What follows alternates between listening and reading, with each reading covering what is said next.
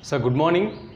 Chemistry second year, English medium, unit is organic compounds containing carbon, hydrogen, oxygen. Topic is chemical reactions of carbonyl compounds. So already we discussed here is a chemical reactions, especially here is a nucleophilic addition reactions.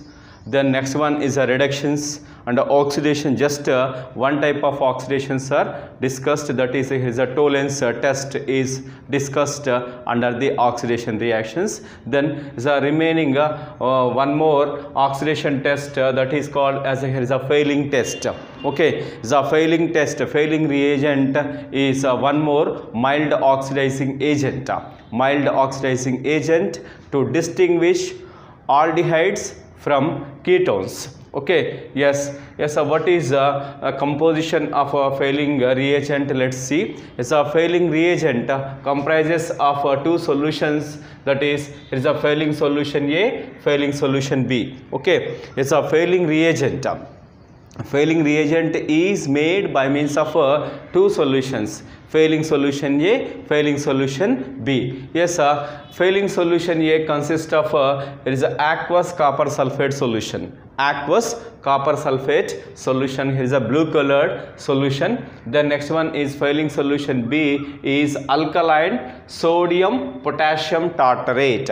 Alkaline sodium potassium tartarate, that is called as Rochelle salt. Rochelle salt, this is the here is a B solution. Okay, then yes, in order to prepare the is a failing solution, yes, here is a failing A and a failing B are taken in equal quantities, then they can be mixed with one another and forms the here is a failing solution. So this reagent, this is called here is a failing reagent. This failing reagent is added to the carbonyl compound, that is aldehydes. Then yes, it is subjected to heating. It is subjected to heating. So what happens is then it's a red brown precipitate is formed.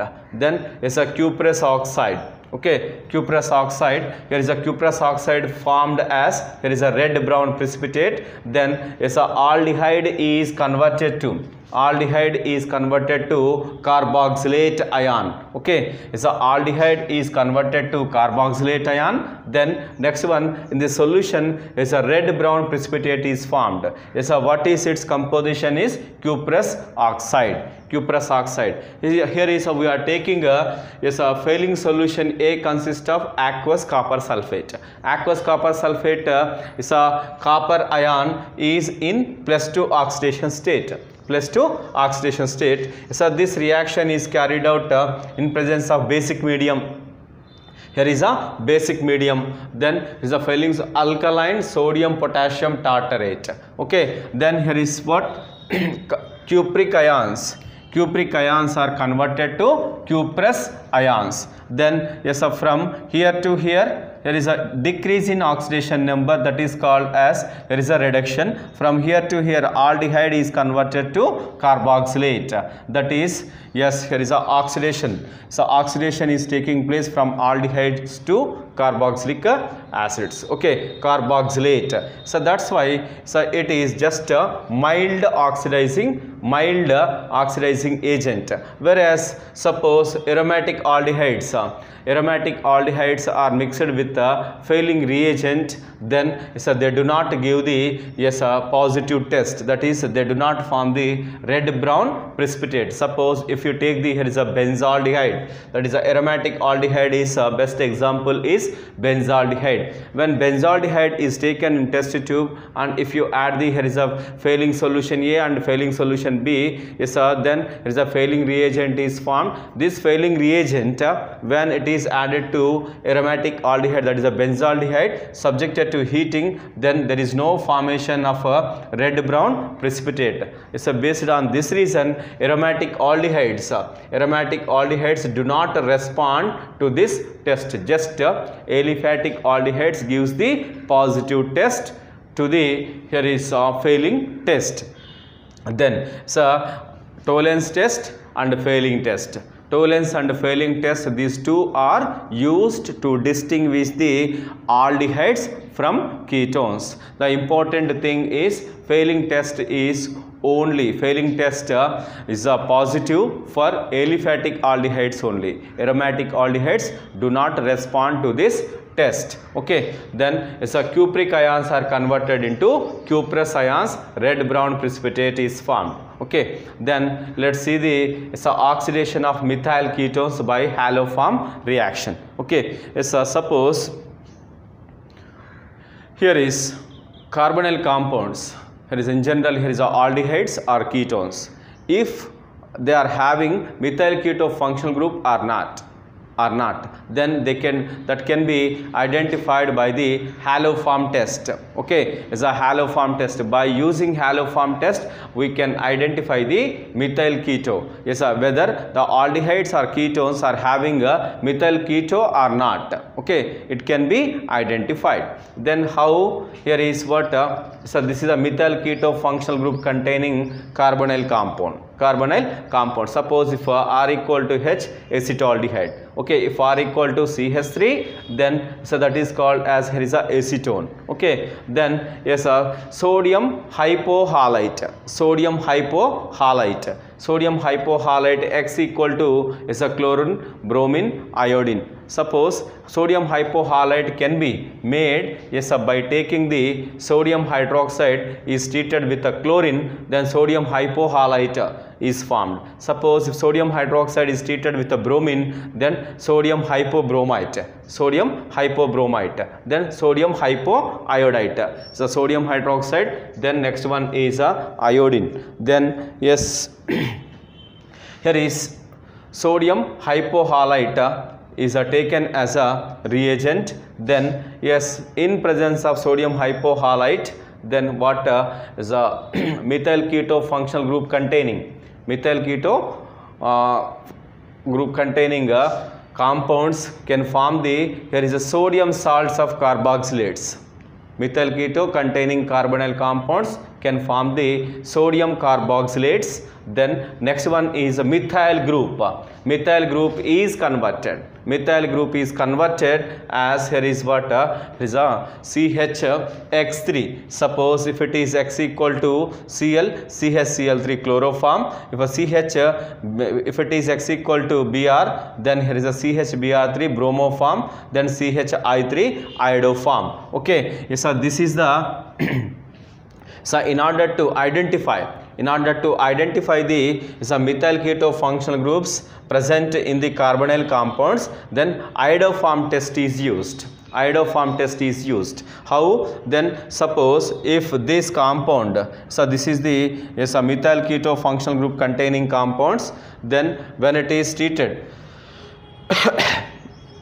with a sodium hypoiodite, then what happens is this group, here is a carboxylate, then here is a methyl group is converted to, here is what? Haloform test, CHI3. We are taking sodium hypoiodite. Sodium hypoiodite is taken, then iodoform CHI3, yellow colored crystalline compound is formed. Okay, so this is the identification test for the methyl keto functional group containing carbonyl compounds. Okay, here is a, so when you take the, here is a formaldehyde. So formaldehyde is having the carbonyl functional group, but it doesn't give the what here is a iodoform test, because it doesn't having any methyl keto functional group. Okay, then suppose if it is benzophenone is taken. Okay, benzophenone is a carbonyl compound, but it doesn't having any methyl keto functional group, that's why it doesn't give the haloform test. Okay, then suppose if you take the, here is a acetaldehyde, it can give the acetaldehyde. Here is a ketone, acetone, CH3CO, CH3 acetone. Then what happens? Here is a iodine in presence of, here is a sodium hydroxide. Then what happens? Sodium hypoiodite is formed. Sodium hypoiodite is formed. Then next one is a methyl keto functional group. Methyl keto functional group is converted into is a acetate carboxylate ion. Then this methyl group is converted into CHI3. Okay, CHI3 iodoform. Yes, iodoform is looks like here is a yellow crystalline compound. Okay, so based on this view, okay, acetone gives the iodoform test because it is having the methyl keto functional group. Suppose if you take the acetaldehyde, what happens? Then again here is a it is formate. Then next one here is a if it is here is a acetaldehyde is taken, this acetaldehyde is a methyl keto functional group. It's a methyl keto functional group. Then what happens? It is converted to carboxylic acid, but there is no iodoform test. Okay. Then yes, a CH3CHOH potential ketones. Potential ketones can give this test, that is a potential ketones in presence of a sodium hypoiodite or sodium hypochlorite or bromide. It can convert it to methyl keto functional group, then it can give the positive test. Okay, yes, methyl keto functional group containing carbonyl compounds. Next one is here is a potential ketones. Potential ketones can give the haloform test. Okay, so this is the identification test for the methyl keto functional group containing carbonyl compounds. Reactions due to alpha hydrogens. Yes, carbonyl compounds. Carbonyl compounds, specific reactions are discussed under the reactions due to alpha hydrogens. Yes, here is when you take the a carbonyl compound, so this is the functional group bond CHO, then this is the functional group, adjacent carbon is considered as here is a alpha carbon. Okay, yes, here is a alpha carbons. Alpha carbon containing hydrogens are here is what here is a acidic hydrogens. Acidic hydrogens. Why is then carbonyl functional group, whether it is aldehyde or ketone, the adjacent carbon is alpha carbon. So these hydrogens are considered as acidic hydrogens. Reason is in presence of base. In presence of base, what happens is a carbonyl functional group in general, it acts as electron withdrawing group. Okay, electrons withdrawing group. So due to this reason, in presence of strong base, what happens is the adjacent carbon, that is alpha carbon. If alpha carbon containing hydrogens, they can be removed as H plus ions. Okay, yes, due to here is carbonyl compounds. Carbonyl compounds, if they are having alpha hydrogens, are acidic. Reason is because of the presence of electron withdrawing groups. Okay, then because of the presence of electron withdrawing groups, the alpha hydrogens are removed as there is a H plus ions. Then based on this reason, here is a aldol condensation. Aldol condensation, let's see. Then yes, aldol condensation means what? Carbonyl compounds which are having alpha hydrogens in presence of basic media. In presence of basic media, then yes, it's a beta hydroxy.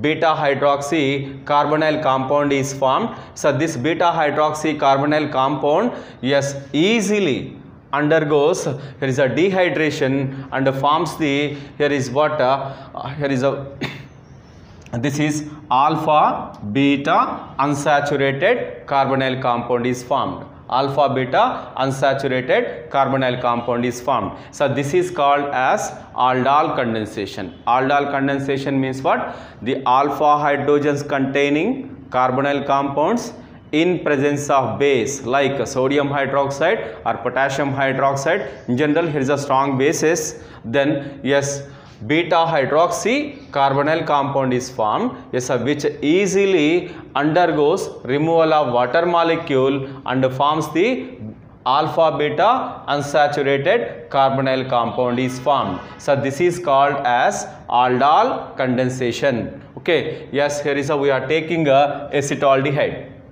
Acetaldehyde, so this is the functional group, this is the alpha carbon, this alpha carbon is having hydrogens. Okay, so we are taking 2 moles of acetaldehyde in presence of base.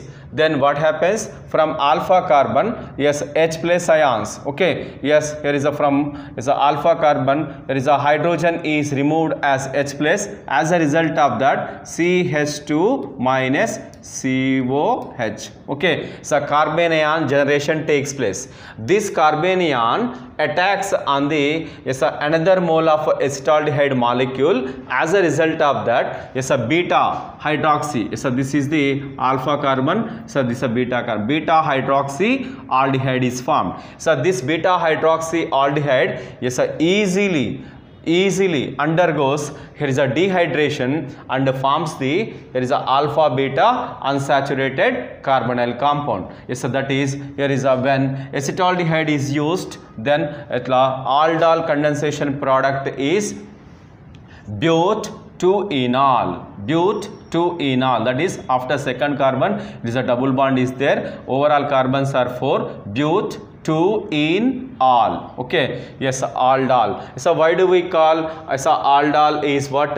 So when you take the beta hydroxy aldehyde, then this compound is having aldehyde functional group as well as alcohol functional group. That's why aldol. Okay, aldehyde, then ol, alcohol. Aldol, 2 functional groups are present in the same compound. That's why this is a aldol. It's a aldol. When aldol undergoes dehydration, it's a aldol condensation product. Okay, alpha beta unsaturated carbonyl compound is formed. Then suppose if you take the, here is a acetone. Again here is a 2 moles of acetone involved in the aldol condensation. It's because here is again, so this is the functional group, this is alpha carbon, here is also alpha carbon. That's why alpha carbons are having the hydrogens. That's why here is acetone is also involved in aldol condensation. In presence of basic medium, again here is acetone can form the carbanion. Yes, this carbanion attacks on another mole of acetone molecule. As a result of that, then again here is 4-hydroxy is a 4-methyl pentane 2-one. Okay, yes, so this is again here is this is alpha carbon, here is a beta carbon. Beta hydroxy carbonyl compound is formed. So this beta hydroxy carbonyl compound easily undergoes, here is a dehydration and forms the, here is again here is a 4-methyl pent 3-ene 2-one. Okay, yes, again here is this is alpha, here is a beta, alpha and beta. Okay, it's alpha beta unsaturated carbonyl compound. Alpha beta unsaturated carbonyl compound is formed. Okay, so this is about aldol reaction. Okay, in aldol reaction, alpha hydrogen containing carbonyl compounds are involved. So this reaction is carried out in presence of base. Then next one, yes, as a result of aldol condensation, yes, what happens? First of all, there is a beta hydroxy carbonyl compound is formed. So when beta hydroxy carbonyl compound involved in dehydration, then alpha beta unsaturated carbonyl compound is formed. This is a aldol condensation product. Okay, yes, aldehyde, here is especially here is acetaldehyde. Then next one is acetone, yes, involved in the aldol. Suppose if you take the, here is a formaldehyde, H bond CHO, formaldehyde, though it is carbonyl compound, it doesn't having alpha hydrogens. That's why, yes, there is a, okay, it is a functional group, but there is no alpha carbons. Okay, alpha carbons are absent, alpha hydrogens are absent. When alpha hydrogens are absent, aldol condensation chances are 0. Okay, that's why here is a formaldehyde, though it is carbonyl compound, it doesn't involve in aldol condensation because of it doesn't having alpha carbons and alpha hydrogens.